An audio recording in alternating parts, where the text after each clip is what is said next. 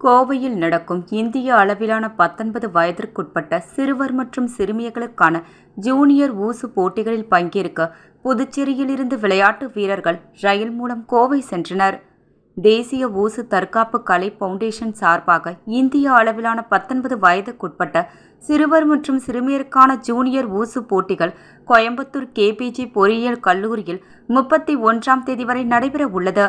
அனைத்து மாநிலங்களைச் சேர்ந்த வீரர்கள் மற்றும் வீராங்கனைகள் கலந்து கொள்கின்றனர். புதுவை மாநில ஊசு வீரர்கள் மற்றும் வீராங்கனைகள் அணி மாநில பொறுப்பாளர் வழக்கறிஞர் அசோக் மற்றும் மேலாளர் அனீஸ் ஆகியோர் தலைமையில் கலந்து கொள்கின்றனர். புதுவை ரயில் நிலையத்தில் நடைபெற்ற வழியனுப்பு விழாவிற்கு புதுவை மாநில ஊசு சங்க பொதுச் செயலாளர் வழக்கறிஞர் மேரி ஜெயின் தலைமை தாங்கினார். நிர்வாகிகள் பாகூர் பாலச்சந்தர், சசிகுமார், செந்தில்குமார் உள்ளிட்டவர்கள் முன்னிலை வகித்தனர்.